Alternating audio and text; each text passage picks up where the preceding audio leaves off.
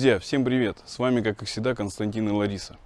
И это вторая часть нашего путешествия по прекрасному острову Амулиани.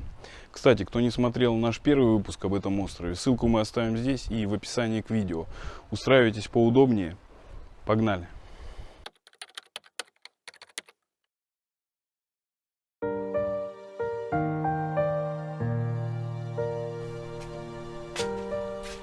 Всем доброе утро. Посмотрите, какой вид открывается с нашего балкончика. Сегодня мы встретили рассвет здесь, прям своего номера. Могу сказать, что в такой тишине я уже давно не спала. Было очень тихо. Единственный минус, который меня потревожил ночью, это мой муж, который всю ночь ловил комаров. Не ловил, а убивал. Немножко помучились мы ночью. Во-первых, подушки не очень удобные, мне почему-то шея болит. Я что-то после 40 начал понимать, что путешествовать надо со своими подушками. Это лучший вариант. Но вообще я рекомендую в путешествие берите свои там комарилки, чтобы проблем никаких не было. Свои подушки. Да, комарилки и свои подушки. Мы сейчас выселимся, соберем вещи, выселимся и пойдем с утра найдем, где попить какой-нибудь вкусный кофе, что-нибудь позавтракать и уже поедем дальше исследовать остров. Ребята, в принципе, нормальная гостиница, никаких претензий нет. Комаров только много. Ну это не претензия к гостинице, это просто на острове много комаров. Все, мы поехали, друзья. В город, в поселок. Там уже включим.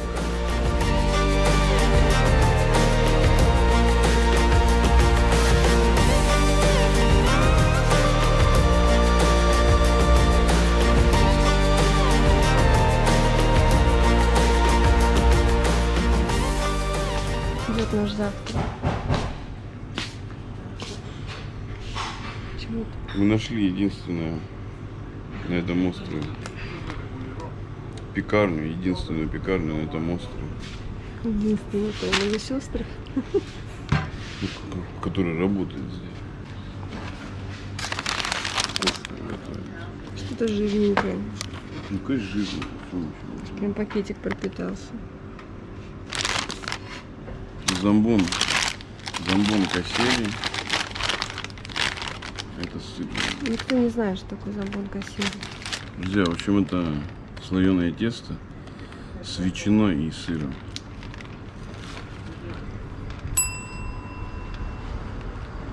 Нормально. Это капучино. А ты что себе взял? Я взял греческий кофе. В России он известен как турецкий почему-то. На самом деле он греческий. После сытного завтрака мы отправились исследовать западную часть острова и уже через 5 минут прибыли к живописному пляжу. Посреди дороги бросили свое авто.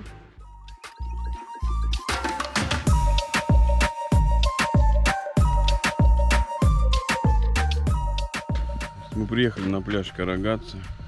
Сейчас мы его вам покажем. Как обычно, волшебное место, уютная бухточка, желтый песочек, все чистенько, все обустроено. Есть кафе-бар, лежаки, зонтики. Здесь наверху, похоже, можно снять апартаменты.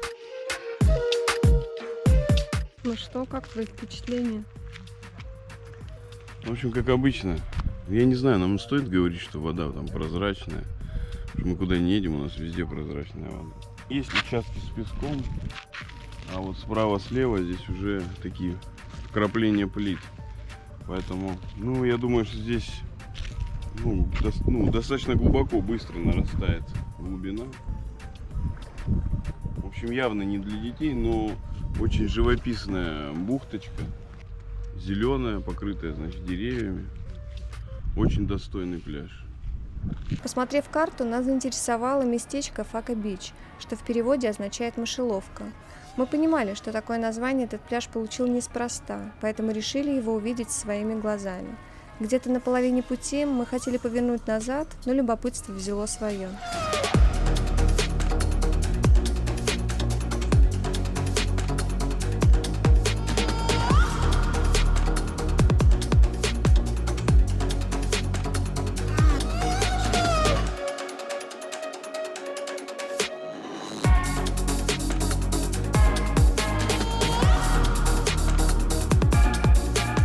Друзья, мы добрались до пляжа Фака-Бич.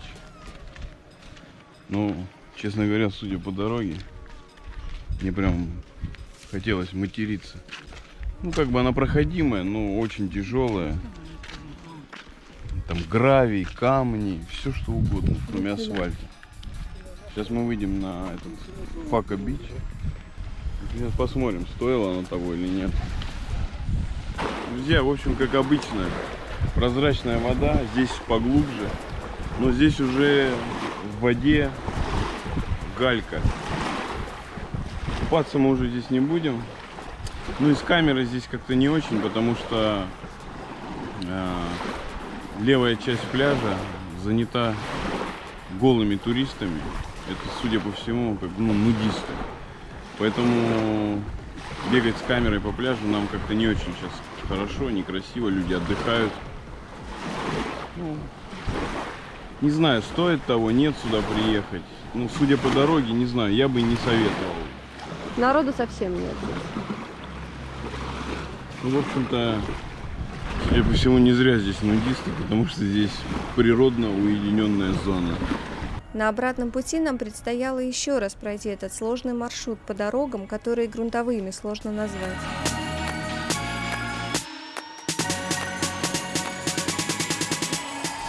Среди этого бездорожья остановились на небольшую передышку. Открывается прекрасный вид, бирюзовая вода. Ну, похоже, что там совсем не обустроенные пляжи, уединенные. Ну, сюда еще требуется сил, чтобы добраться. Вон люди арендовали лодочки и катаются вокруг острова. Вон раз, два, три лодки идет. Ну и того стоит. Здесь красивые бухточки. С лодкой, конечно, это идеальный вариант для передвижения. Ну, не с машиной в этой части острова. Как у тебя впечатление? Красиво. Преодолев бездорожье, мы вернулись в поселок и решили там прогуляться.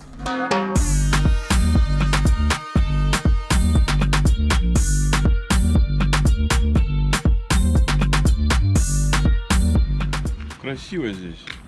Ставим лайки, друзья, не забывайте.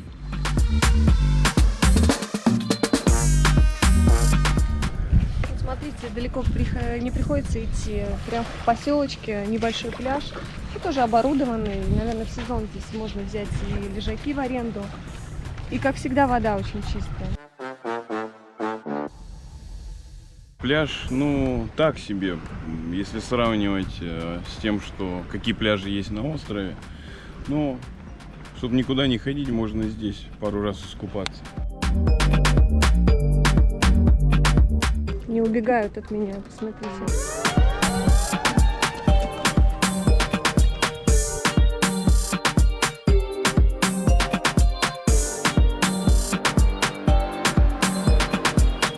Удивительная особенность этого поселочка. Все дорожки имеют какой-то свой орнамент. Где-то это цветочки, листочки. Очень оригинально и красиво.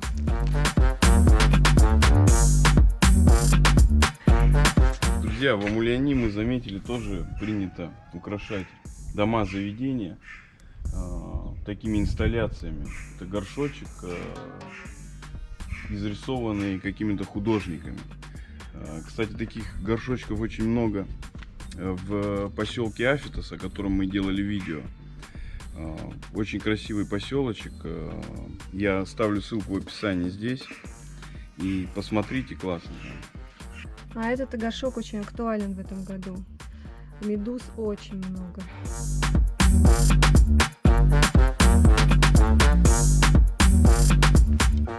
Мы вышли на главную площадь поселка. Ее можно легко найти по Google картам. Здесь находится церковь Святого Николая. Довольно старая, 1865 года постройки. Можно полюбоваться архитектурой. И очень красивые витражные стекла.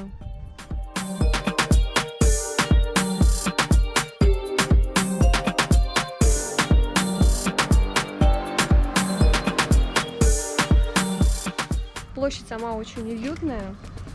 Здесь несколько кафе, ресторанов. Но так как сейчас не сезон, они, естественно, закрыты. Но вечером мы видели, одна таверна точно работала. Возле церкви Святого Николая мы нашли оливку, довольно старую. На ней, кстати, есть табличка. Пойдемте посмотрим.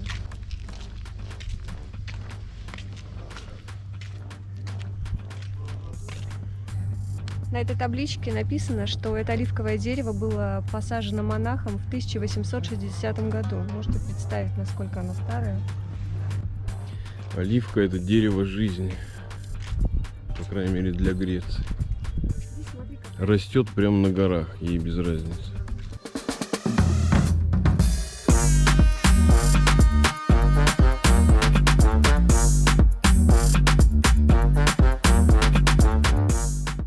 Друзья, поселочек небольшой, но в сезон здесь сдается очень много комнат, апартаментов, ну, жилья. Собственно, вот одна из табличек прямо в центре, на площади, об этом нам и говорит.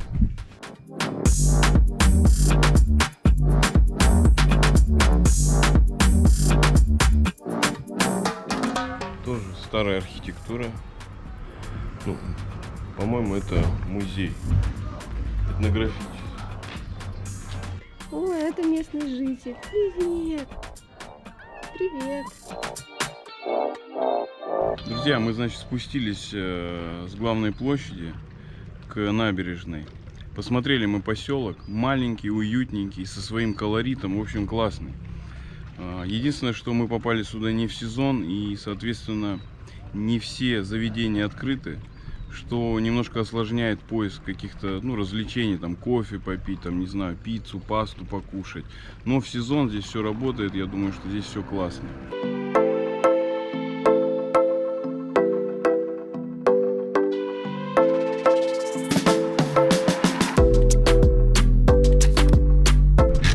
Все, припарковались?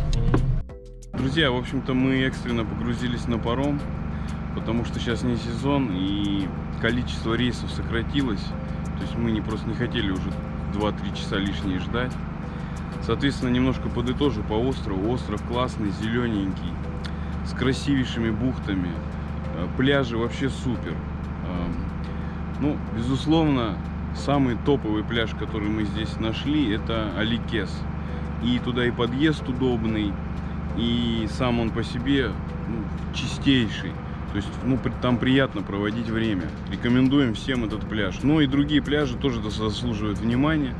Но, к сожалению, до каких-то пляжей можно добраться только на машине. И помимо этого, дорога там явно не асфальтовая. Находясь в поселке, безусловно, пешком вы на один пляж, на второй пляж вы замучаетесь ходить. Здесь лучше либо на машине сюда приезжать, либо уже здесь на месте арендовать там квадроцикл, машину и так далее. В общем-то, мы путешествуем сейчас обратно вот туда, и там уже включимся.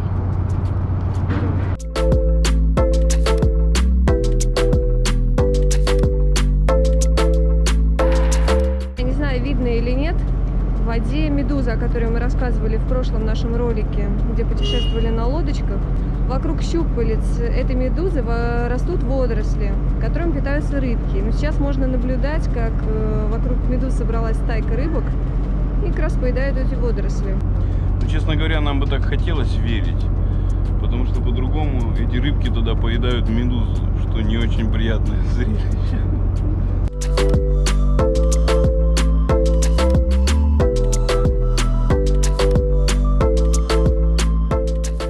Честно говоря, мы покидали остров с грустью. Но эта грусть была не от того, что наш мини-отпуск заканчивался, а из-за того, что заканчивается лето. И это прекрасно видно по пляжам, по магазинам. Народу практически нету. Магазины частично не работают. Ну, то есть близится зима, и от этого портится настроение. Но несмотря на это осеннее настроение, мы надеемся, что нам удалось передать дух этого острова и показать всю его красоту. Если вам понравилось это видео, ставьте лайки и не забывайте подписываться, чтобы не пропустить наши новые ролики. А мы с вами прощаемся, до встречи, пока! Пока!